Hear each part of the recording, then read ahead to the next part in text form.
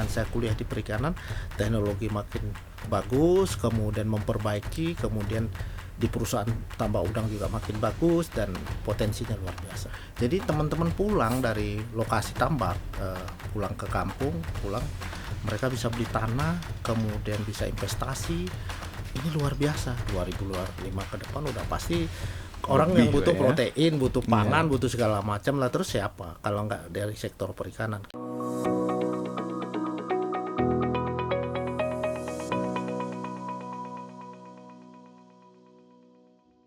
Halo sahabat perikanan dimanapun berada, senang sekali berjumpa kembali dalam acara podcast Departemen Perikanan UGM bersama saya, Mas Agus Muhammad Prima Putra atau sering dipanggil Prima. Rekan-rekan dimanapun berada, dunia perikanan saya kira masih sangat menjanjikan, baik itu di darat maupun di laut. Untuk itu, untuk rekan-rekan di tingkat SMA dan sederajat yang belum memiliki keputusan mau kuliah di mana, saya kira Departemen Perikanan UGM masih menjadi pilihan yang dapat dipertimbangkan. Dan untuk menguatkan tekad adik-adik dan sahabat perikanan dimanapun berada, bagaimana dunia perikanan, hari ini sudah hadir bersama kami tokoh yang luar biasa, yang sangat menginspirasi tentunya. Beliau seorang dosen, tapi selain dosen, beliau juga pernah menduduki sebagai komisaris PT ASDP. Beliau juga direktur di Perindo, Perikanan Indonesia. Beliau juga sudah banyak sekali menjadi direktur jenderal ya di Kementerian Kelautan dan Perikanan Indonesia. Di berbagai sektor beliau pernah menjadi direktur. Siapakah beliau? Telah bergabung bersama kita Bapak Dr. Agus Suherman. Assalamualaikum Pak Agus. Waalaikumsalam warahmatullahi wabarakatuh. Sehat Mas? Alhamdulillah sehat. Bagaimana kabarnya Pak Agus? Alhamdulillah kabar baik. Kapan sampai di Jogja Pak Agus? Saya tiba di Jogja tadi jam 1 Mas. Jam 1 dari Semarang, tadi sempat ke kampus dulu kasih kuliah. Terus sampai di sini jam 10, ternyata udah luar biasa. Jam 10 sampai sini jam 1 kurang sudah tiba di Jogja. Dan tadi bisa berkesempatan memberikan kuliah tamu buat adik-adik mahasiswa luar biasa. Lebih dari 200 mahasiswa semester 2 dari Universitas Gadjah Mada dan dari berbagai daerah, dan sebuah kesempatan yang luar biasa. Terima kasih udah diundang di Universitas Gadjah Mada ini Mas. Sama-sama Pak Agus, kami juga berterima kasih nih sudah bersedia sharing. Kalau saya membaca riwayat Pak Agus ini dulu dari daerah terpencil di Lampung ternyata Pak. Persis, ya. Dari mana itu Pak kalau boleh diceritakan? Saya tinggal di Tulang Bawang. Tulang Bawang itu kabupaten baru. Sebelumnya adalah Kabupaten Lampung Utara di Provinsi Lampung. Tulang Bawang. Ketika tahun 90 di sana ada perusahaan tambak udang terbesar di Asia, namanya PT Dipasena Citra Darmaja. Lulusan SMA saja waktu itu gaji penghasilannya dari pekerja tambak itu 700.000 pada waktu itu ya, pada tahun 90. Jadi teman-teman pulang dari lokasi tambak, pulang ke kampung, mereka bisa beli tanah, kemudian bisa investasi. Ini luar biasa. Kemudian saya belum pernah juga kepikiran untuk kuliah di perikanan. Ketika saya melanjutkan sekolah SMA, kemudian ada kesempatan, saya pikir saya harus kuliah di perikanan untuk membesarkan perikanan di Indonesia. Khususnya saya yakin di tempat saya, daerah kampung halaman saya yang tambaknya terbesar, dan sekarang masih punya tambak kurang lebih hampir 10.000 hektar. Dan itu sebuah potensi yang luar biasa, walaupun sempat ada kendala pada tahun 98 dan sekarang dikelola secara tradisional di sana, dan itu luar biasa. Pekerjanya banyak, bekerja di tambak udang, kemudian lulusan dari berbagai sarjana di Indonesia bekerja di sana. Tentu saya pikir wah ini sebuah peluang yang luar biasa. Di samping itu ayah saya sama ibu saya kita tinggal di Sungai Tulang Bawang di sekitar tepi itu. Itu di situ luar biasa, ada udang, ada ikan dan seterusnya. Pada tahun-tahun itu, tahun 90 kan masih cukup banyak dan sangat potensial untuk bisa menjadi hidup bagi masyarakat di sana. Luar biasa Pak. Jadi memang dari kecil itu sudah dekat sekali dengan perikanan ya Pak. Iya, persis. Tapi saya yakin teman-teman Pak Agus dulu nggak semuanya pilih perikanan ya Pak Agus. Ada berapa teman dari Tulang Bawang kemudian kuliah di perikanan? Jadi waktu itu kita SMA cuma satu di kecamatan saya itu, ya. SMA 1 namanya SMA 1 Menggala. Itu sekarang yang menjadi kota Kabupaten di Tulang Bawang itu. Pemekaran enggak juga Pak ya? Enggak ya, jadi kota di Kotanya, kabupaten Pak, ya? itu. Nah itu Mas Prima, bahwa itu teman-teman itu ada yang tertarik di kehutanan, ya kan, ada yang tertarik di sastra Inggris, ada yang tertarik di ekonomi, ada yang tertarik di statistik. Saya memantapkan diri satu-satunya yang milih perikanan. Luar biasa, satu-satunya Pak ya, Waktu dari itu Tulang Bawang dari itu waktu SMA itu, gitu iya, Pak ya. jadi saya pilih perikanan. Orang sudah konkret nyata di Iya. depan mata, pulang dari kerja dapat investasi, bisa punya lahan, bisa ngembangkan dan seterusnya. Itu hanya berbekal ijazah SMA pada waktu SMA itu. saja, Pak, ya? Waduh, itu kerjanya luar biasa. Iya. Jadi setelah masuk perikanan nggak menyesal Pak ya? Wah, saya terus dengan semangat bahwa saya nanti pulang ke kampung halaman saya, bekerja di dinas perikanan atau bekerja di perusahaan itu, saya pasti punya kesempatan yang luar biasa. Karena di depan mata puluhan ribu hektar tambak udang. Kemudian saya melihat waktu itu, karena sejarahnya orang tua adalah seorang nelayan, aduh betapa kesempatannya ada, tapi memang harga waktu itu, tempat jual dan seterusnya masih belum memadai, dan fasilitas-fasilitas kita masih pakai perahu-perahu kecil yang didayung dan seterusnya pada waktu itu. Nah, kalau saya pikir dengan saya kuliah di perikanan, teknologi makin bagus, kemudian memperbaiki, kemudian di perusahaan tambak udang juga makin bagus dan potensinya luar biasa. Saya kira waktu itu real yang saya lihat di depan mata gitu, Mas Prima. Iya, luar biasa Pak Agus. Sedikit melanjutkan Pak Agus. Jadi setelah kemudian lulus kuliah kan Pak Agus berkesempatan menjadi dirjen dan sekarang staf ahli menteri ya Pak ya. Jadi dirjen kalau saya membaca di beberapa bidang gitu kan Pak ya. Pernah juga di daya saing, kemudian di penangkapan gitu ya. Sekarang menjadi staf ahli menteri.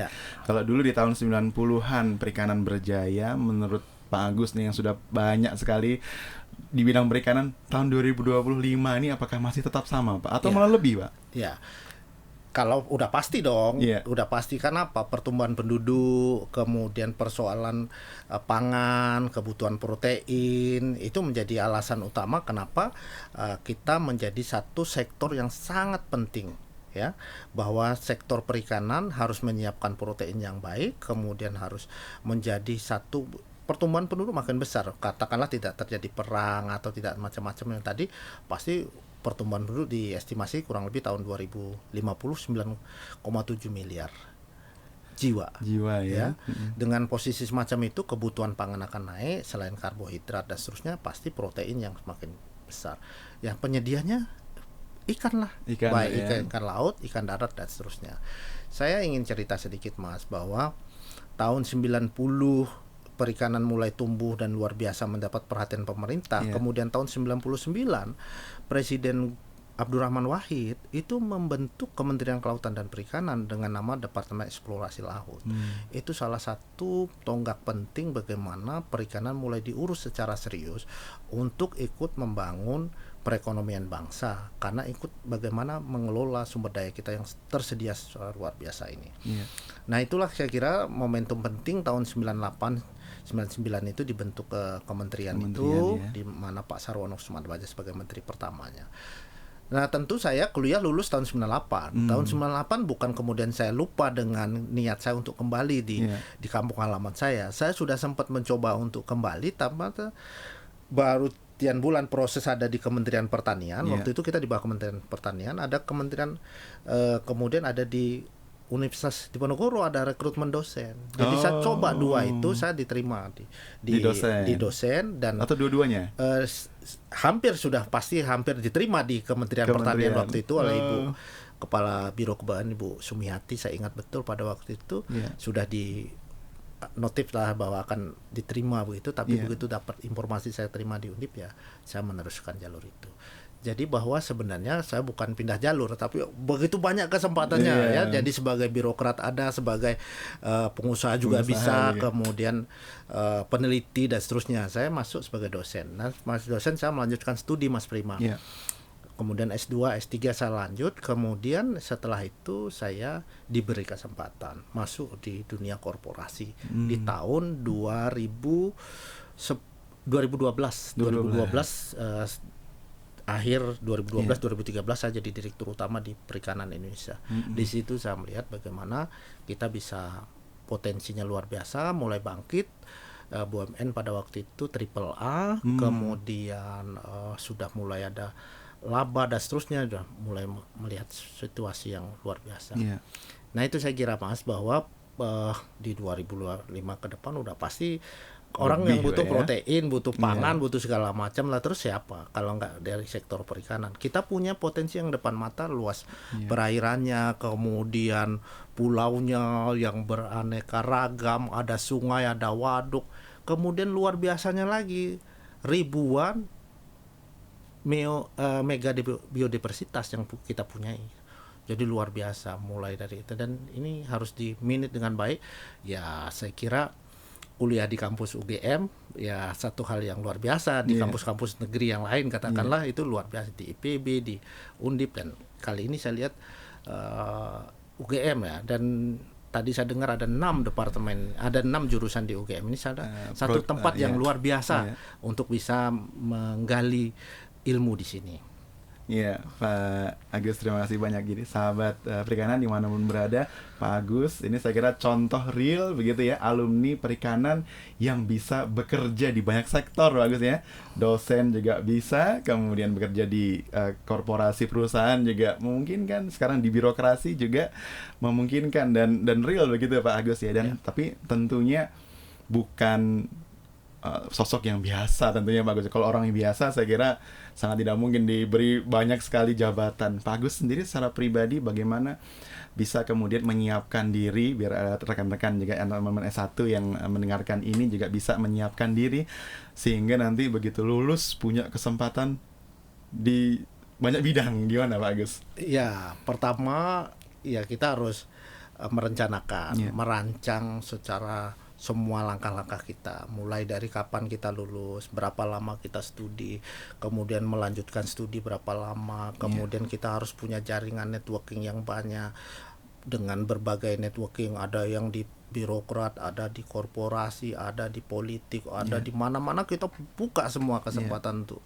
peluang yang ada itu. Nah, kemudian ya memang perlahan-lahan semua proses itu membentuk bagaimana sampai pada satu kondisi yang memang kita inginkan dan kita capai.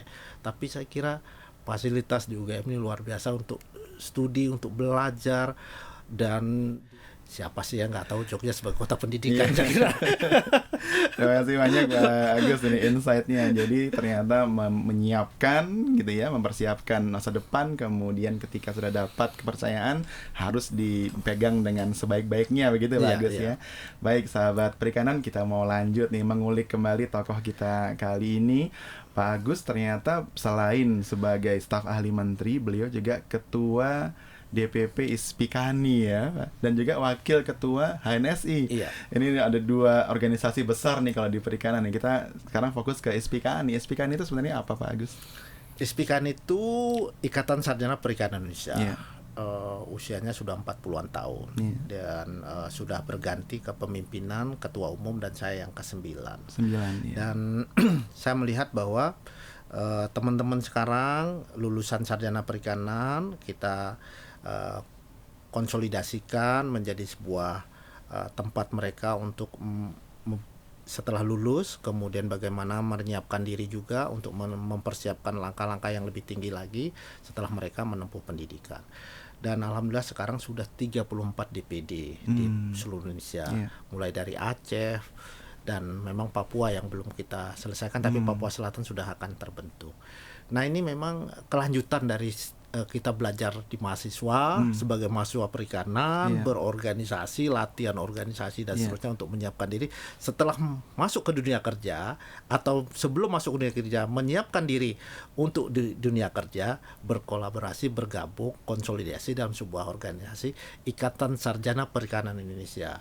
Dan ini alhamdulillah ini luar biasa antusias teman-teman, dan saya berharap sekali alumni dari Universitas Gadjah Mada ikut banyak dan terbentuklah di Desember 2024 Ikatan Sarjana Perikanan Indonesia pengurus DPD Yogyakarta, dan alhamdulillah Prof. Alim sebagai ketua umumnya. Dan saya yakin dengan lulusan-lulusan UGM yang banyak lagi akan bergabung di Ispikani, kemudian kita kolaborasi menyusun langkah-langkah strategis dan taktis untuk ikut membangun perikanan dan kelautan di Indonesia ini, Mas. Jadi kalau boleh di-share nih Pak Agus, jadi Ispikani secara real di apa sebagai organisasi itu mengambil peran di bidang apa sebenarnya Pak? Di semua semua bidang, ya? dalam hal politik, ekonomi, kemudian menyiapkan berbagai lulusan-lulusannya, kemudian ikut membantu para lulusan-lulusannya untuk bisa berkompetisi, punya daya saing, punya keunggulan di tempat masing-masing. Saya kira itu maksud saya. Oke, Ispikani saya kira berperan banyak juga Pak ya, Ya, dan saya kira tidak bisa dipandang sebelah mata Iya. untuk organisasi yang itu memajukan dunia perikanan ya Pak ya. Iya, Pak, harus. Oke, sebagai ketua yang ke-9 katanya juga menciptakan lagu Pak ya. Gimana itu ceritanya Pak, kok bisa menciptakan lagu Pak? Jadi kita itu salah satu instrumen penting di organisasi, yaitu bendera ya, bendera, seragam. Kemudian kita harus punya mas dan ya. tata kelola yang lain, dan saya kira teman-teman menyusun itu dan termasuk saya, bagaimana kita bikin Mars gitu. Kemudian kita lihat dari semangatnya dan seterusnya. Kemudian kita susunlah narasi-narasi yang pas untuk menjadi Mars. Nah, alhamdulillah bisa terlaksana, dan tentu itu tidak sempurna, akan terus diperbaiki sampai pada situasi yang memang sudah relevan dan sesuai. Itu tahapan awal yang penting, lahir dulu, kemudian nanti perbaikan berikutnya tentu kita terbuka saja, dan senang sekali bisa menerima masukan dari teman-teman semua yang ada. Iya, terima kasih Pak Agus. Ini sahabat perikanan, mohon maaf sekali karena durasi kita yang tidak bisa berlama-lama. Ini mohon maaf Pak Agus. Saya kira kalau kita mau lanjut ini seharian Pak Agus ya. Berdiskusi terkait bagaimana staf ahli menteri juga belum, kemudian bagaimana pengalaman beliau di Dirjen, di direktorat di kementerian juga belum kita bahas. Tapi saya kira kita bisa mengambil banyak hal positif dari Pak Agus, sahabat perikanan. Yang paling utama adalah bagaimana perikanan Indonesia masih perlu dan masih memegang peran penting begitu ya Pak Agus ya di Indonesia, dan masih memerlukan juga lulusan-lulusan yang berkompeten di bidangnya. Baik, terima kasih banyak Pak Agus atas waktunya di sela-sela kesibukannya. Saya kira sangat sibuk.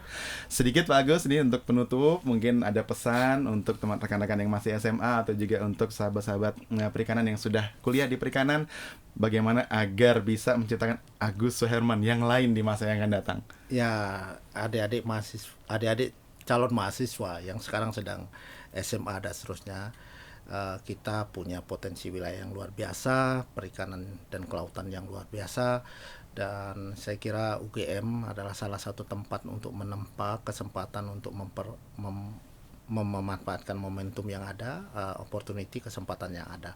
Saya kira harus dioptimalkan betul buat adik-adik mahasiswa sekarang yang sedang menempuh pendidikan di Universitas Gadjah Mada, bahkan mungkin juga dari universitas-universitas lainnya yang di perikanan. Saya kira bahwa kita harus mengoptimalkan betul kesempatan untuk belajar bukan hanya sekedar di dalam ruang kampus, kemudian di ruang kuliah dan seterusnya, tapi di luar kampus juga kita harus banyak berkali menimba pengalaman dan belajar, salah satunya melalui organisasi dan konsolidasi, koordinasi dan seterusnya antar personil di luar itu. Saya kira itu yang ingin saya sampaikan. Mudah-mudahan teman-teman sekarang yang sedang menempuh sarjana segera lulus, kemudian bisa melanjutkan lagi studi dan seterusnya. Adik-adik yang SMA, ini kesempatan, ayo semangat masuk perikanan, kita kelola sumber daya perikanan dan kelautan Indonesia ini secara maksimal untuk kesejahteraan dan pembangunan bangsa dan negara. Terima kasih Mas. Terima kasih banyak Pak Agus Suherman sudah menyediakan waktu dan juga insight yang luar biasa untuk sahabat perikanan dimanapun berada. Jangan lupa selalu saksikan podcast Departemen Perikanan, akan ada banyak sekali materi cerita yang sangat menarik terkait dengan perikanan yang tentunya bisa banyak hal yang bisa diambil positif dari sana. Saya Muhammad Prima Putra dan Pak Agus Suherman mohon undur diri. Saya bertemu kembali di podcast Departemen Perikanan yang selanjutnya.